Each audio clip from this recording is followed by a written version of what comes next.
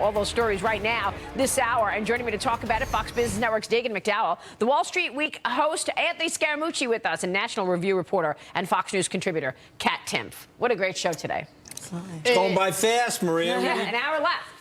Yeah. It's because of the added Italian energy. You think that? Amen. Yes. Amen. I just had whirlwind. Sunday brunch in the green room, by the way. Good spread. Thank you, guys. Well, it is Sunday, after all. Everybody's working the weekend, and we're happy to be here. We're happy you're with us. During the conversation this morning, CKE Restaurant CEO Andy Puzder is with us. Former VA Secretary and former RNC Chairman Jim Nicholson is here. Green Party presidential nominee Jill Stein. What do you want to hear from Jill Stein? Send me a tweet. And then actor and comedian Joe Piscopo here. Also, Varney and Company host Stuart Varney is weighing in. A lot to cover this hour, so stay with us throughout. We kick it off right now with last night's rally. At that rally, Donald Trump was pulled off of stage. Look at this. When people started yelling gun.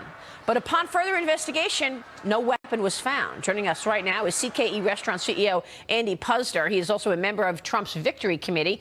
Andy, what do you make of the incident last night? Good morning to you. Good morning, Maria. I got to tell you, it was real interesting to see a man who's 70 years old being hauled off the stage. He's in front of thousands of people. Somebody yelled gun. That's got to shake you up. But within minutes, he's back on the stage. He's playing the crowd. This is a tough guy. This is a guy you want as president. This is somebody who can take the heat and stand up to it. Yeah, so go through the strategy. You're right. He is a tough guy. I mean, he's like a machine this weekend. I've got the list of states that he's going throughout the Rust Belt, including Michigan. Then he's North Carolina. He's going back to Florida. 2 days to go until Election Day. Obamacare, one of the many topics on the discussion screen, certainly on radars for voters. If Trump were to win, what is the plan to replace Obamacare, Andy? Well, I think you have to look where the problem really is here. Let's start with poor people that are on Medicaid. That's not going to change. People are on Medicaid. They're getting Medicaid. Now, Medicaid is not very good insurance. So what we're trying to do is get it so we can block grant the Medicaid funds to the states to let the states try and improve that insurance for people that are in poverty.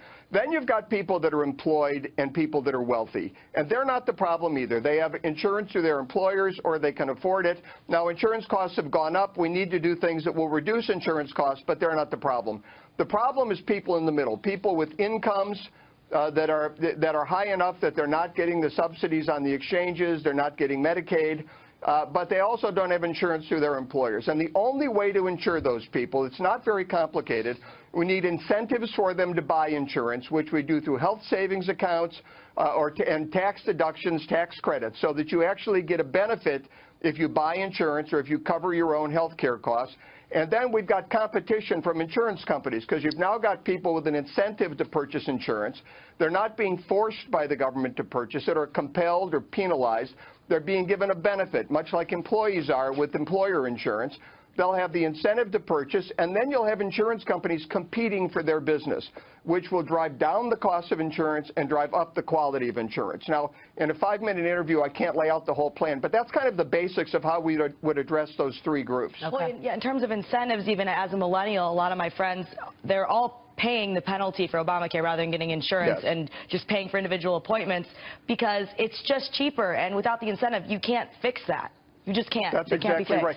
That's why you'd have a healthcare savings account where you could actually pay some of your own medical expenses, which will cause patients, consumers to shop for better services, which will help drive prices down. And again, you'll be incentivized to buy insurance because if you don't buy it, you won't get the tax benefit or the tax credit, the deduction or the credit.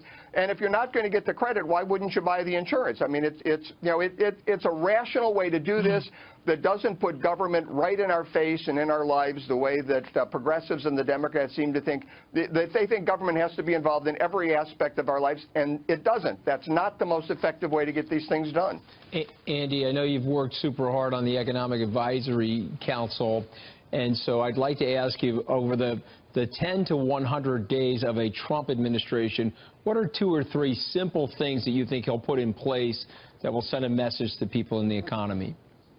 Well, number one, we've got to revise the tax code, and I think that Paul Ryan knows it, Donald Trump knows it, Mitch McConnell knows it, the Democrats know it. We're going to get some kind of activity on the tax front, and if we can implement a plan like Donald Trump's plan, The Tax Foundation said it would grow GDP about 7% over 10 years and create 2 million jobs, as opposed to Hillary Clinton's plan, which would cause GDP to decline about 2.6% and kill about 700,000 jobs. So we need to get moving immediately on that.